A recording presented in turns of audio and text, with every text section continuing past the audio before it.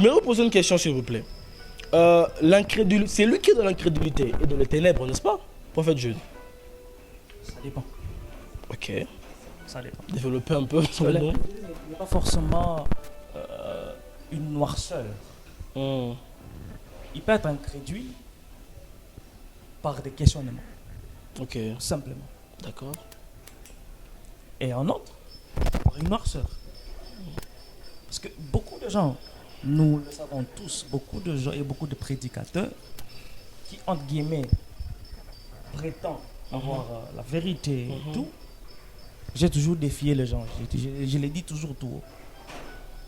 Les gens qui prétendent avoir la vérité, avoir la connaissance de tout ce qu'ils ont. Okay? Dans les temps anciens, je me souviens, je crois que Tel Osborne avait dit, c'est lui qui a Dieu, ou c'est lui qui croit qu'il a Dieu, qu'on se rencontre demain à 12h pour faire telle chose, telle chose. Mais aujourd'hui, on voit même nos pasteurs qui fouillent même les musulmans. Okay? Pourquoi je dis ça? Parce que les gens croient que avoir Dieu... Bon, s'il vous plaît, de Dieu, s'il vous plaît, je ne vous arrache pas la parole. L'incrédulité, vous avez dit que ce n'est pas forcément celui qui est dans les ténèbres. Ouais. Ok, mais ça peut être une noirceur dans le tâtonnement. Non, dans les questionnements. Dans les questionnements, d'accord, gloire à Dieu. Tu sais que vous parlez, on va y revenir. Donc j'aimerais qu'on soit un peu beaucoup plus... voilà, en Dieu, vous êtes de même avis. Celui qui est en crédit est dans les ténèbres. Je ferai ici une différence entre incrédulité... En 10 secondes, s'il vous plaît. Oui, je fais cette différence. Il y a une différence entre incrédulité et scepticisme. Ça veut dire que dans l'incrédulité, on refuse de croire. Aveuglement, on reste là. Dans le scepticisme, on remet en question ce à quoi nous croyons. Vous voyez, c'est déjà ça la démarcation. Ça veut dire que celui qui est dans l'incrédulité, il est dans le ténèbre. Celui qui est dans le scepticisme, il est à la quête de la lumière. Ok, donc c'est que l'homme de Dieu vient de dire sur le questionnement, sur arrêter du scepticisme et non de l'incrédulité. Bon, s'il vous plaît. Ce sont des nuances. Ce sont des nuances, d'accord. Parce qu'en lisant le livre de Romains chapitre 11, le verset 25 à 36, même chez vous, vous pouvez les lire. Je vais un peu paragrapher, je ne vais pas tout lire pour faute du temps. On va remarquer qu'il nous est mentionné que Israël est dans l'incrédulité. Vous voyez, qu'il y a une partie aujourd'hui parce qu'ils ne croient pas en Christ, que nous croyons, nous chrétiens. D'ailleurs, je précise aussi à vous que nous suivez, les deux sont chrétiens. On ne croyait pas que le prophète Jude, il est, je ne sais pas, il est dans le judaïque. Non, il est aussi un chrétien. Donc, pareil avec l'homme de Dieu, docteur Christian. Ce sont juste des opinions qui nous ont réunis ici. Alors, il nous a mentionné clairement qu'Israël est dans l'incrédulité, donc nous avons compris que c'est les ténèbres forcément, c'est-à-dire qu'Israël est dans les ténèbres. Donc sur le plan prophétique actuellement, l'on peut dire qu'Israël est dans les ténèbres. Or, ténèbres n'est pas forcément dire que ils ne connaissent pas les choses. Ils peuvent être en train ils connaissent des choses, mais ces choses-là sont en fait en réalité devant Dieu. Parce que vous allez voir que à l'époque de Jésus, les pharisiens connaissaient beaucoup de choses. Vous étiez de grands sages, mais le Seigneur leur a dit que c'est que vous ne connaissez ni les Écritures ni la puissance de Dieu. Donc malgré tout ce qu'ils connaissaient et qui étaient sages, Jésus leur a dit qu'ils ne connaissaient ni les Écritures ni la puissance de Dieu. Maintenant, quand j'ai posé la question, vous avez dit qu'aujourd'hui, nous, chrétiens, on peut faire recours au judaïsme. Maintenant, pourquoi faire recours aux gens dont la parole déclare qu'ils sont dans la crédulité, à savoir les ténèbres? Si vous pouvez un peu aider le peuple de Dieu. J'aimerais dire une chose d'abord. Ok. Toute l'époque de l'évangile, elle est juive. Pardon? Toute l'époque de l'évangile, elle est juive. Ok. Les apôtres sont juifs. Paul était juif. Ok. Dire que tout Israël est dans la noirceur, c'est faux. Ok. Ok? C'est eux qui nous apportent le Mashiach. Ok? C'est eux qui ont la vérité. Yeshua dit clairement que le salut vient de qui? Des juifs. Pour dire que ils sont dans la noirceur, moi je dirais que c'est faux. Il y a ceux-là, qui attendent ardemment la venue. La venue du Mashiach. Mais il y a ceux-là qui attendent la revenue. Parce que nous, on croit que Yeshua Mashiach, la donne, était venu. Il est mort, il est ressuscité, il est parti. Qui va revenir. Mais il y a ceux-là aussi, les juifs, qui pour eux, Hachem, il est Erad, mais qui attend la venue. Ils ne croient pas en Yeshua parce que pour eux, Yeshua n'est pas encore venu. Ils croient en Dieu. Mais il y a ceux-là aussi qui croient en Mashiach, qui disent que le Mashiach est déjà venu, qu'il est mort, il est parti. Donc, nous, étant que de messianiques, nous croyons que Yeshua Mashiach, la donne, il était venu, il est mort pour nous, il est parti. Quand il dit Adon, c'est maître. Hein. Je peux expliquer au peuple de Dieu. Ok. Oui, je veux m'expliquer. D'accord. Et tout ce qu'on donne comme connaissance, comme lumière, elle est juive. Elle est juive. Donc pour dire que ces gens-là sont dans la noirceur, je dirais pas dans la totalité. Ok. Donc vous êtes du même avis, homme de Dieu. c'est La totalité, c'est pas dans la une noirceur. partie. Donc c'est qu'on dit dans Romains 11, 25, 36, donc il est mention d'une partie de juifs qui sont dans la noirceur. Bon, le but, c'est pas que je sois du même avis. Parce que c'est pas ça. Je dois donner une... Oui, votre opinion, C'est exactement. très important. J'aimerais revenir sur certaines choses, si on peut m'accorder quand même du temps. 1 minute, s'il vous plaît. Non, je dois revenir sur certaines évidences Ok. pour bien faire comprendre ça. Il faut savoir dans quel temps nous sommes. Et Israël, c'est quoi? J'ai beaucoup de respect pour l'Israël parce que Israël, c'est l'horloge de Dieu. Vous comprenez? L'horloge de Dieu. Et il ne faut pas voir la Bible comme étant un parchemin ou une suite de papiers. C'est-à-dire que la Bible est scindée de manière dispensationnelle. Ça veut dire que actuellement dans la dispensation, nous sommes dans le temps de l'esprit, dans le temps de la grâce, nous sommes dans le temps de l'Église. Et cette dispensation, c'est comme une parenthèse dans le temps. Vous comprenez pourquoi? Parce que dans le temps dans lequel nous sommes, Dieu veut sauver les nations. Dieu veut se constituer une épouse pour le Fils. C'est dans le temps dans lequel nous sommes. Et dans ce temps-là, Israël n'est même plus comme l'horloge du monde. Ça veut dire que le regard du monde est sur l'Église. Je vais faire une typologie biblique. Attendez, vous avez dit que l'horloge du monde est sur l'église. C'est-à-dire Le qu'actuellement. regard du monde est sur l'église, voilà. sur l'Église. Ok, donc sur le plan prophétique, on va dire qu'aujourd'hui, c'est le christianisme qui est de la lumière. Non, en fait, là, Bon, c'est qui est dire dans la manière, lumière s'il de vous Dieu. plaît, c'est dire de manière très brute. Ok. Vous comprenez? C'est dire de manière très brute. Je vous ai fait une approche. S'il vous plaît, pour aller plus vite, la parole nous démontre que Jésus Non, a mais dit. ce qu'on dit ici, c'est important plus que toutes les autres questions qui restent. Oui. On va finir à le dire, ensuite on va passer. On y arrive. Ça, Je vous pose seulement une question. Une question. Par rapport à ce que vous dites, on ne part pas loin. C'est vrai dans vos propos. Jésus a dit dans sa parole que vous êtes la lumière du monde. Vous. Le vous dont il parle, dont il faisait mention là, c'était qui au fait? C'était quoi l'intention de Christ quand il disait vous êtes la lumière du monde? Il parlait de l'église ou carrément des apôtres qui étaient juifs qui étaient là? Parce que les apôtres, on va voir qu'ils forment l'église. Donc c'est un peu le sujet coupable de Dieu par rapport à ça. En fait, parce qu'ici on veut comprendre la lumière, c'est où? Je vous réponds.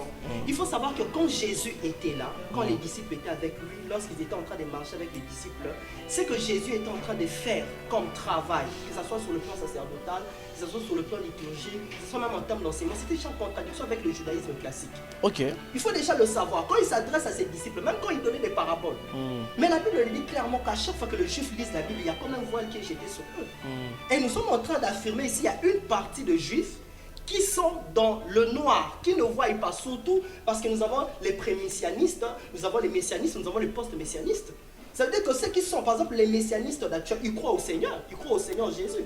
Un messianiste qui croit au Seigneur Jésus, il est dans la lumière. Mais ceux qui sont, par exemple, les pré-messianistes ou des post-messianistes, où pour eux, le Messie n'est pas encore venu parce que le Messie a été caricaturé par eux. Ok. Vous comprenez? Lorsqu'ils ont vu la manne de manière typologique dans le désert, je l'ai dit, ils ont dit manus. De la même manière, ils ne s'attendaient pas à un sauveur faible comme une faible plante. Ils ne voyaient pas l'Is de la vallée. C'est qu'eux, ils attendaient, c'était un chef politique pour le libérer de l'esclavagisme et de l'occupation, de la colonisation romaine. Et ce n'est pas de cette manière que Jésus est venu. Et ils avaient déjà rejeté, cela la Bible dit, il est venu chez les siens. Les siens l'ont rejeté. Comment ceux-là qui l'ont rejeté peuvent être dans la lumière?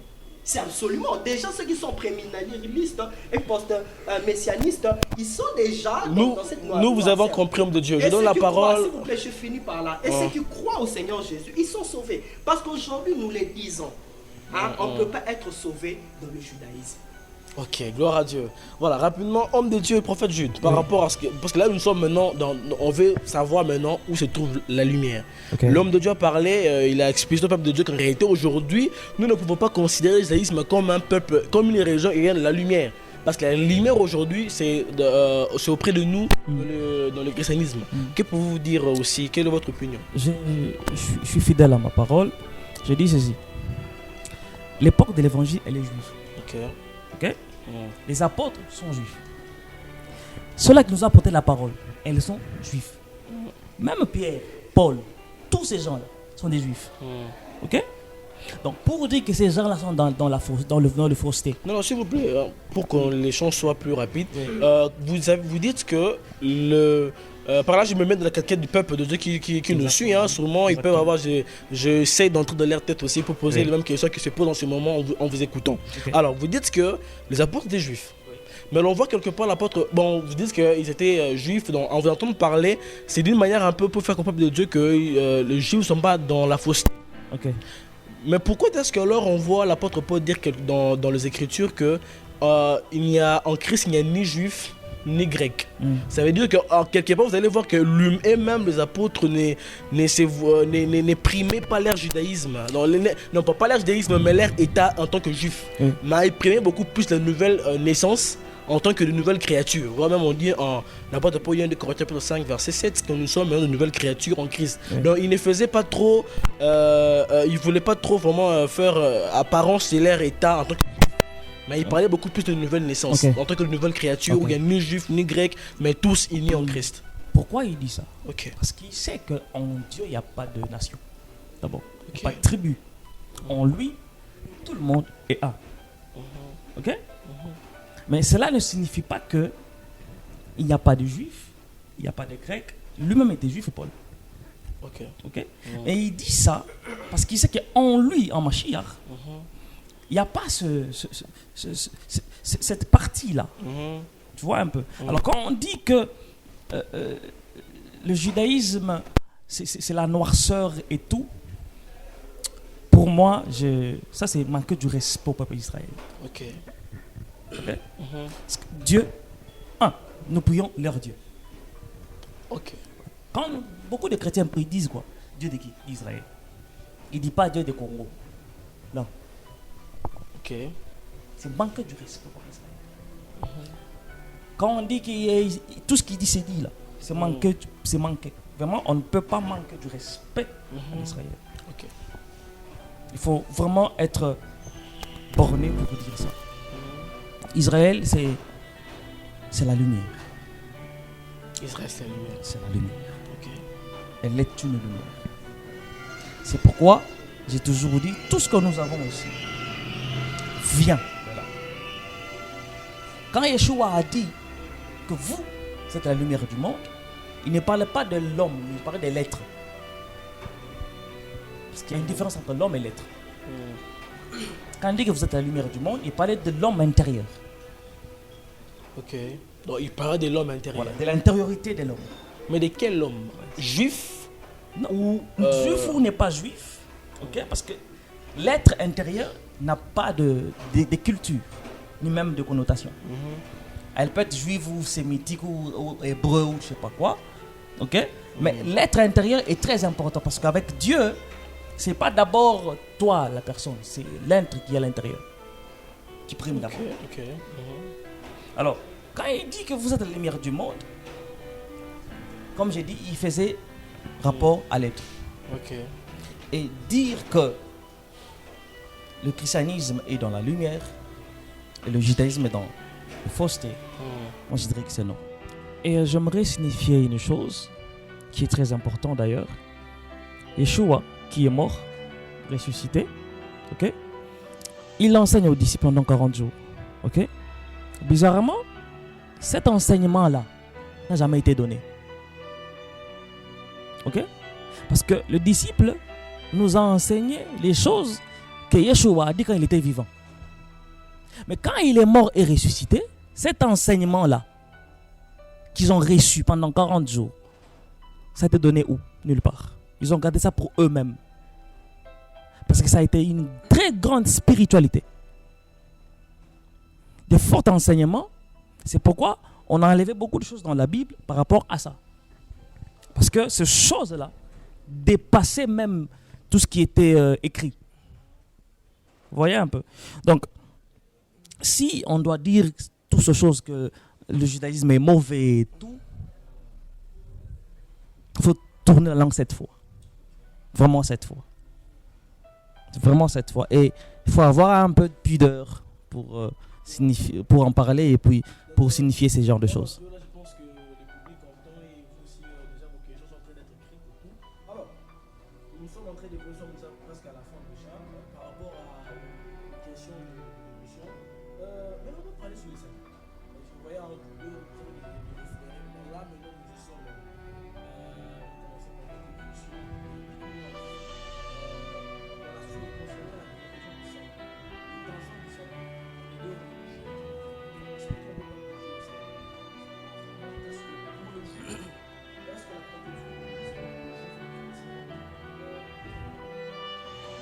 Bon, avant de revenir, nous allons rebondir parce que je l'ai dit ici, la tolérance religieuse, je suis quelqu'un qui a beaucoup de respect pour toutes les religions, beaucoup de respect pour Israël. J'ai dit ici, c'est l'horloge de Dieu.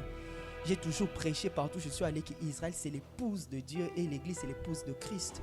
Et par rapport à ça même, j'ai même beaucoup de respect pour le catholicisme, ainsi de suite. J'appelle ça, c'est l'Église mère. Donc vous comprenez que lorsque nous parlons d'Israël en tant que l'épouse de Dieu, c'est l'image de Sarah. Vous comprenez qu'Abraham est le type de Dieu et Sarah est le type d'Israël. Et lorsque on envoie Eliezer, qui est le type de l'unique, qui est le type du Saint-Esprit, pour aller à la recherche d'une épouse pour Isaac le fils. Vous comprenez?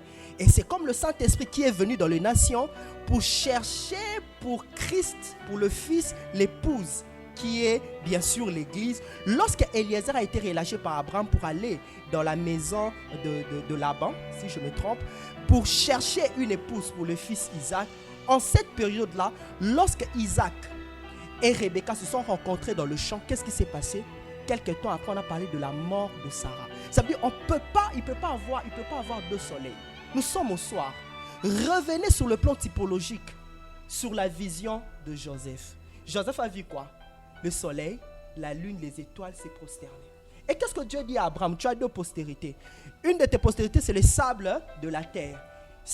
À chaque fois que la Bible parle de la terre, c'est la terre promise, c'est Israël. Les sables de la terre, ce sont les Juifs, la postérité charnelle. Mais il dit, il y a une autre postérité plus céleste, ce sont les étoiles du ciel. Or, les étoiles du ciel sont en train d'émettre dans la nuit.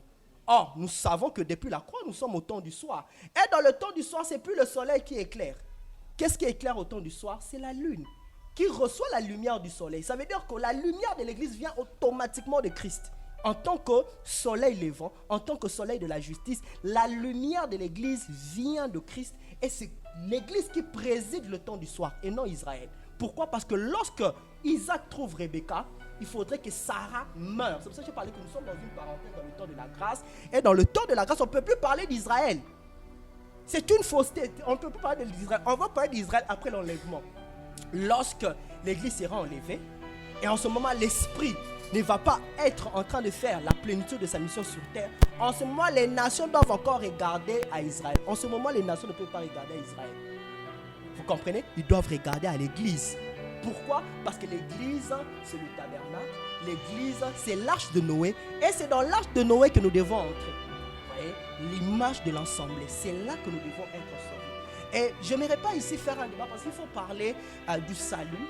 Et il y a beaucoup de phases. Mais qu'est-ce que la Bible nous dit? Clairement, dans Actes des Apôtres, Acte 4, verset 12, il n'y a de salut en aucun autre nom.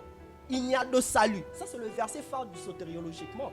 Il n'y a de salut en aucun autre nom. Citez-moi un autre nom ou parlez-moi d'un nom dans le judaïsme qui donne le salut. Il n'y a aucun autre nom vers lequel on peut recevoir le salut si ce n'est le nom de Jésus. Et le salut, c'est dans le nom de Jésus. Il n'y a pas un débat. C'est comme 1 plus 1 est égal à 2. Ça, ce sont les axiomes sur le plan doctrinal. Débattre sur ça, c'est faire perdre les gens. C'est un axiome sur le plan doctrinal. Maintenant, s'il faut aller dans une approche sotériologique dans les âges, ou même dans les dispensations, c'est vrai que ceux qui sont nés sous la loi seront jugés conformément à la loi. Et lorsque Christ est mort, qu'est-ce qu'il a fait? Il est descendu aux enfers pour prêcher d'Adam jusqu'au dernier voleur à la croix. Il les a prêchés aux enfers et ils ont cru au message de Jésus pour être sauvés. Ça veut dire à la première résurrection de mort qui concerne les chrétiens, Abraham ne reviendra pas. Moïse ne reviendra pas. C'est ça même le but de la transfiguration. Élie et Moïse sont revenus à la montagne de la transfiguration parce que à la résurrection, aux noces de l'agneau, vous comprenez? Lorsqu'on va faire le noces de l'agneau, lorsqu'on va faire le tribunal de Christ, ça concerne que le chrétien. Le couronnement de Jésus, ça concerne que les chrétiens. Vous comprenez? Déjà, moi je peux dire que le salut vétérotestamentaire ou le salut de l'Ancien Testament, c'est une page tournée. Le salut actuel, c'est au nom de Jésus. Passer par la porte. C'est lui la porte de brebis. Je suis le chemin, la vérité et la vie. Vous comprenez? Et faire un débat sur ça, c'est un débat très sensible. Parce que ceux qui sont sous la loi là seront jugés conformément à la loi. Ceux qui sont sous la grâce seront jugés conformément à la grâce. Et face à la grâce, vous ne pouvez pas fouler la grâce aux pieds. Sinon, ça serait grave et ça serait une aberration. En fait, donc, nous avons tous entendu le docteur Christian qui nous a expliqué que nous sommes sauvés qu'en Jésus-Christ, c'est-à-dire que par la foi en Jésus-Christ. Alors, aujourd'hui, nous voyons les Juifs, les Juifs de l'judaïsme, qui ne croient pas en Jésus-Christ. Là, ils ont leur, comment ça, ils ont leur pratique et tout dans la loi, si on peut le dire. En un mot, au travers de laquelle ils croient être sauvés. Déjà, à partir de là, Je vais dire d'abord une chose. Yeshua a dit dans sa parole, ok? Parce que le nom de Yeshua, c'est un nom lié à la terre. C'est ce qu'il faut savoir d'abord. Et quand on dit que, comme dit mon frère, qu'il n'y a pas un nom juif qui sauve, je vais scandaliser les gens. Le nom Jésus ne sauve pas. C'est ce qu'il faut savoir d'abord. Il est juif. Il n'est pas grec ni français. Il est juif. Il s'appelle Yeshua. Il est né Yeshua. Ce n'est pas Jésus. Son nom c'est Yeshua. Il devient le Mashiach après le baptême. Ok? Donc, non, nous devons répondre parce que c'est très sensible, s'il vous plaît. que Tous ceux qui ont accepté au nom de Jésus, je t'ai laissé le temps de parler. Leur dévotion de salut. Parce qu'ils ne Mon sont pas frère, sauvés. Bourgeois, tu mon n'es pas frère, sauvé. il faut être calme. Vous êtes tous Tu es pas trop sauvés. agité, mon frère. Je suis Sois pas calme. agité, je suis en train de répondre car c'est très Non, sensible. tu ne le répondis salut. pas, tu me contredis. voilà, ce que j'aimerais, c'est que Moi, je n'interviens pas, je suis calme. Donc, sois calme, mon frère. Je dis ceci. Il est né juif. C'est ce qu'il faut savoir d'abord. Ok? Il est né juif. Parce que le malach est descendu, l'ange est descendu. Il dit à Myriam, il dit, tu l'appelleras Yeshua. D'accord? Il ne dit pas Jésus. C'est ce qu'il faut savoir. Il ne dit pas Jésus. Il dit Yeshua. donc, carrément, Jésus et Yeshua, c'est pas. Je vais y arriver à une chose. Il dit, tu l'appelleras Yeshua. Le nom Jésus est venu quand on a voulu traduire les choses. Ok? C'est quand on a traduit même le nom de Jésus. En hébreu, il n'y a pas de lettre J. Ça n'existe pas. On ne peut pas traduire Y en J. Ça n'existe pas. C'est le nom du Mashiach, Yeshua, à Mashiach, qui sauve. Pourquoi je dis ça? Je soutiens bien mes propos. Ok? Parce que le Mashiach, c'est lui le roi. Qu'on appelle en français le Christ. Je pèse les mots. Je parle en langage vraiment hébraïque et juif. Il dit, il n'y a pas de salut en aucun autre. Non. Ok? Dieu. Dieu n'est pas bête. Il envoie un ange pour dire à Myriam, notre mère, Marie, ok? Pour dire que tu l'appelleras Yeshua parce qu'il est né dans la loi. N'est-ce pas? Comme il a dit lui-même. Il s'appelle Yeshua, il ne s'appelle pas Jésus. Il s'appelle Yeshua. Il reçoit ce nom-là, il fait tout ce qu'il fait sur terre. Et ce nom a été conifié jusqu'à la malroute pour recevoir toute gloire et tout. Alors, le nom qui sauve, je l'ai toujours dit, même à mes enfants, je l'ai dit. C'est le nom de Yeshua. Yeshua Hamashiach. Eux-mêmes, les chrétiens, les disent, le baron peut m'abbé. Yeshua. Ça, c'est Josué. C'est Yeshua Hamashiach qui sauve. Donc, s'il vous plaît, homme de Dieu, c'est-à-dire que, comme d'ailleurs, je pose à la place du docteur, hein, parce que moi, le journaliste. Alors, c'est-à-dire que tous les autres qui ont peut-être fait leur reconversion au nom de Jésus-Christ, en réalité, ne sont pas sauvés. Je vais répondre à cette question.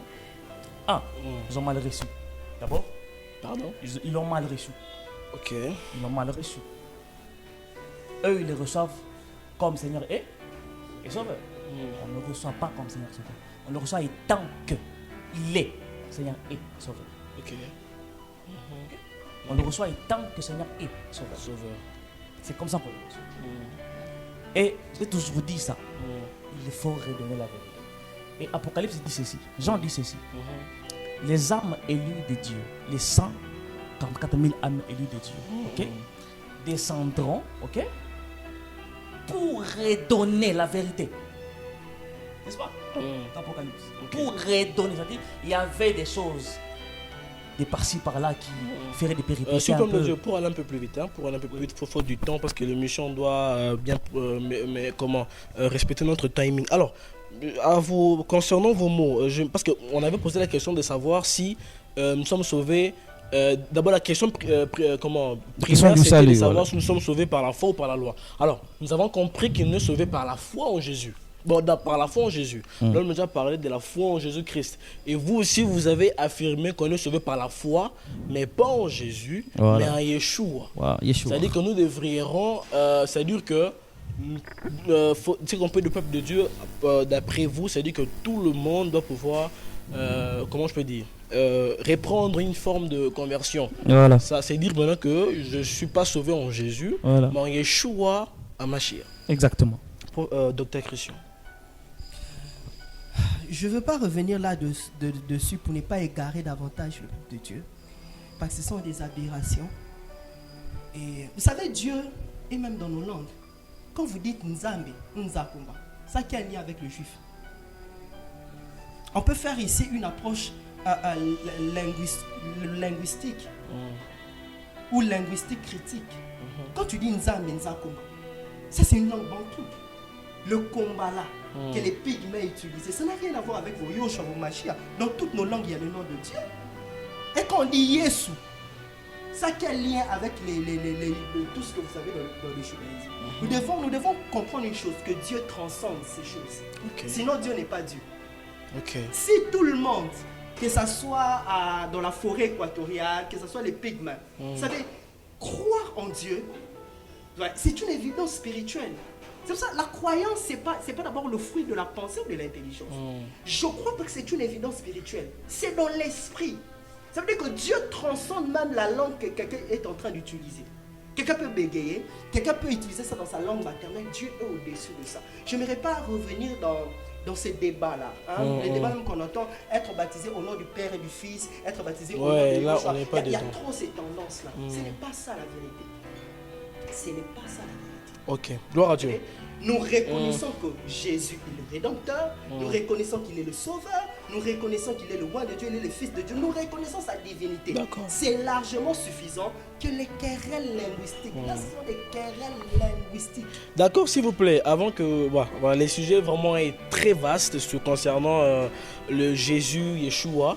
Alors, on va évoluer parce qu'on doit aussi laisser les questions publiques de pouvoir poser. Alors, vous aussi, là, dans vos maisons, devant votre téléphone, donc déjà, écrivez vos questions parce qu'il y aura un volume 2. On va encore une autre fois revenir pour un volume 2 de cette belle émission. Alors, parlons un peu de la liturgie rapidement. Aujourd'hui, on voit par exemple dans certaines églises, où il y a des gens qui veulent prier avec aussi, dans une manière un peu comme on voit dans l'Ancienne Alliance. Des gens qui veulent un peu prier avec aussi de vêtements, avec tout ça, avec tous ces vêtements, ces rites-là un peu qu'on voit de l'ancienne alliance, ils veulent encore prier comme ça, de cette manière-là, dans le christianisme. Alors, pourquoi il y a cela? Parce que nous avons compris qu'en réalité, en dépit de tout, le judaïsme sont sous la loi. Donc, ils croient... parce que là, il y a une différence entre juif et judaïsme. Parce que tout juif n'est pas dans le judaïsme. Ben, le judaïsme est une religion. Parce qu'il y a des juifs qui croient aussi en Jésus, en Christ. Donc, là, on parle du judaïsme. Donc, qui croient dans la loi, qui sont dans... Or, nous avons parlé tout à l'heure que nous sommes maintenant au temps de la grâce. Alors, pourquoi, prophète Jude, il y a ce gens aujourd'hui qui... pris donc d'une manière dans l'ère liturgie de faire le show dans le culte, ils veulent un peu faire comme dans l'ancienne alliance, donc comme dans le judaïsme. Pourquoi c'est là? Ils sont-ils d'après vous, c'est quoi en fait? La Bible dit Oui. si deux personnes s'accordent et demandent une seule chose, Dieu fait quoi? Ce qui est dans l'église de réveil sont des bruits. Il en faut trop de bruit. Ils ne s'accordent pas. Il y a kuna panzi, il y a kuna buki, il y a kuna tumbi. Bon, mutombe wa tumbaka pourquoi ba panzaka. Apanzana kapete, abuka na kapete. Une chose que je veux signifier encore. Pourquoi être dans la liturgie? Okay? Quand il s'habille, il met des vêtements, toutes ces choses-là comptent. Ça compte. Pour un sacrificateur, c'est très important. Donc, ça, parce que comme le docteur Christian vient de le parler, qu'on devrait nous situer dans le temps. Ok, est-ce que dans le temps où nous sommes, au temps de la grâce, dans le christianisme, ces choses comptent-ils vraiment à la lumière des Écritures? Si vous pouvez voir, parce qu'il faudrait que le peuple de soit éclairé, si vous pouvez voir un ou deux textes qui peuvent nous démontrer qu'en étant dans le christianisme, cette liturgie de l'ancienne alliance dans la nouvelle alliance est compte. Donc, je vais parler. Yeshua a dit dans sa parole, il dit, je ne suis pas venir abolir la loi, mais faire quoi? Accomplir. Ça signifie quoi? L'ancienne alliance, comme on peut dire, l'Ancien Testament, c'est un livre codé, très codé. Okay. Donc, il fallait décoder les choses. Ça signifie ça. Ça ne signifie pas qu'il faut radier l'Ancienne alliance. Okay. Si on radie ça, même la loi, même la grâce, on la radie. Okay. Okay? Donc, c'est il faut. Yeshua lui-même dit des choses vraies. Tu vois un peu. Nous, c'est la grâce mal comprise. Très mal comprise. La grâce très mal comprise. Okay. Très mal comprise. Toutes ces choses sont très importantes, surtout pour les sacrificateurs. Très important. Mais nous avons abandonné les locaux à Manzambe. Ils se croient déjà être là-bas. Il faut d'abord aller par des échelons, lentement. C'est ce qui tue nous, l'église de réveil. Nous sommes trop dans la rapidité, dans la précipitation, on croit qu'on connaît. Ok? Yeshua est venu, il a prié. Il avait ça. Jésus, Yeshua, avait le tel. Il avait. Okay. C'est un juif. D'accord. Les apôtres qui l'entouraient sont des juifs. C'est écrit dans la Bible. Et nous les chrétiens. Donc, autant de la grâce, ça compte. Ça compte. Si vous pouvez éclairer par un texte pour aller un peu rapidement pour leur démontrer que ça compte. Je sais pas. Nombre. Ok. Nombre 15. Nombre 15, verset 37. Ça parle tout à l'heure. Bon, là, vous êtes dans le... Parce que les gens risqueront de voir qu'ils vont vous dire... Parce que je suis dans la tête de nos spectateurs. C'est que je suis trop dans Ils vont dire nombre, c'est déjà dans l'ancienne alliance. Ils utilisent ça pourquoi? Pourquoi ils prient? Ils disent Dieu d'Abraham. Dieu, il est passé, non, Abraham? D'accord, gloire à Dieu. Et vraiment, écrivez vos questions, on va y revenir. Le sujet vraiment est très vaste, on peut prendre toute une journée ici. J'aimerais donner la parole au Seigneur, mais s'il vous plaît, mon Dieu, on sait que vous êtes un docteur et vous avez beaucoup à dire. En 30 secondes, je vous précise, s'il vous plaît, dites-nous un peu, est-ce que l'alignement des Écritures, parce que là maintenant, il faut éclairer les gens par l'alignement des Écritures. Donc, c'est dit que prier avec le tel, donc c'est dit respecter un peu la liturgie juive là, dans le christianisme, est-ce que ça compte? Donc, l'homme de Dieu, le prophète Judas dit que ça compte. À la limite des Écritures, c'est 30 secondes. Okay. Il y a beaucoup à dire sur la liturgie. Parce que déjà, dans la plupart de nos églises, les églises réformées, la liturgie n'est pas vraiment d'actualité. Mais je prends l'église catholique qui est une église conservatrice. Vous allez comprendre quand on parle de la messe, parce que dans la messe, qu'est-ce qui se passe? Dans une messe, Christ s'offre au peuple. C'est ce qui se passe dans la messe. Christ s'offre au peuple. Tandis que dans le culte, quand vous allez par exemple dans les églises charismatiques, on ne parle pas de la messe, on parle du culte. Dans le culte, c'est l'homme qui s'offre à Dieu. C'est deux choses différentes. Et dans la messe, nous avons deux parties de la messe. Nous avons ce qu'on appelle la liturgie de la parole, qu'on peut appeler même la prédication, la liturgie de la parole, lorsque le prêtre prêche, il fait un serment. Et c'est ce qui est repris dans toutes les églises, quand on prêche ainsi de suite. Mais il faudra aussi rentrer sur le plan historique. Est-ce que ce qui s'est passé au 1er siècle, c'est ça? Mais il y a une deuxième partie dans l'église catholique qu'on appelle la liturgie de l'Eucharistie. Nous avons la liturgie de la parole et la liturgie eucharistique. Les deux parties du messe, l'Eucharistie et la liturgie de la parole. Déjà ça, ce n'est pas ce qu'on peut trouver dans la plupart de nos églises réformées. Mais il faudra maintenant revenir sur les habits sacerdotaux, revenir sur tout ce qui est comme objet dans le culte, dans le rituel. Je l'ai toujours dit, on n'est pas contre les rituels, mais ce n'est pas le rituel qui est la base de la foi. Et la Bible le dit avec beaucoup de beauté, approchez-vous du trône de la grâce. Ça veut dire qu'il n'y a plus d'obstacles. Ça veut dire que l'une de travail sacerdotal, parce que Jésus avait trois ministères. Jésus avait un ministère royal, il avait un ministère prophétique et il avait un ministère sacerdotal. L'une des choses que notre souverain sacrificateur a fait Christ, c'était de faire en sorte que les barrières sacerdotales tombent. Ça veut dire qu'il n'y a peut-être plus d'intermédiation.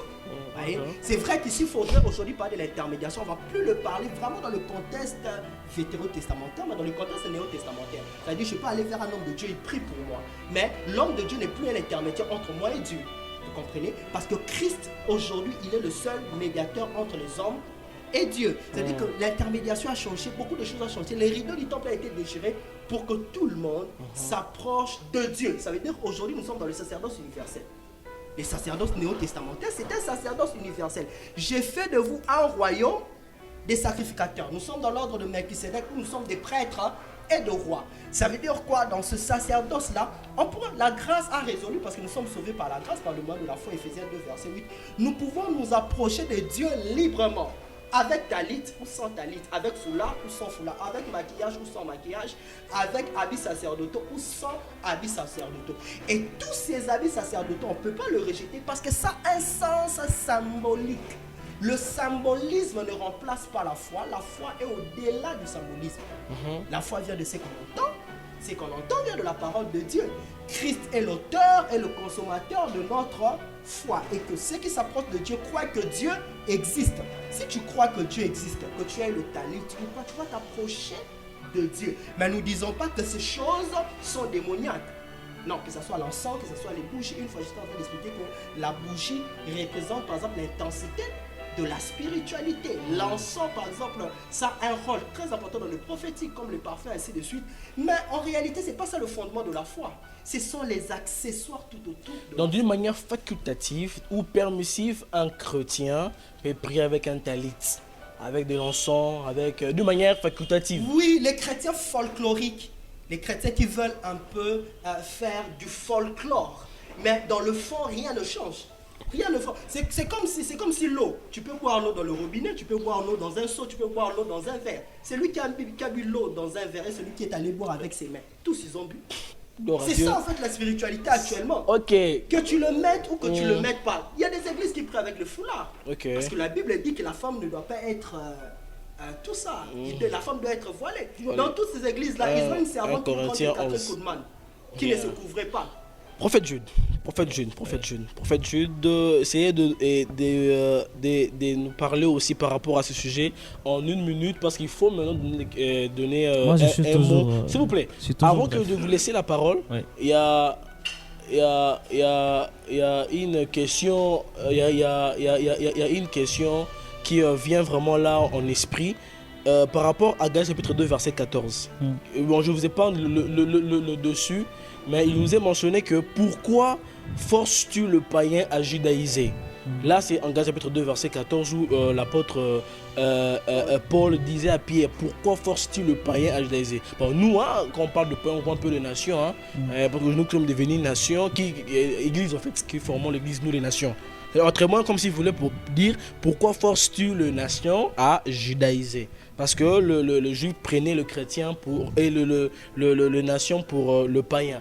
Alors par rapport à ça, pourquoi forces-tu? Quand on dit pourquoi forces-tu, ça veut dire que ce n'est pas une obligation qu'un chrétien se judaïse. C'est-à-dire que prie avec le Oui, talit, tout ça. c'est pas une obligation.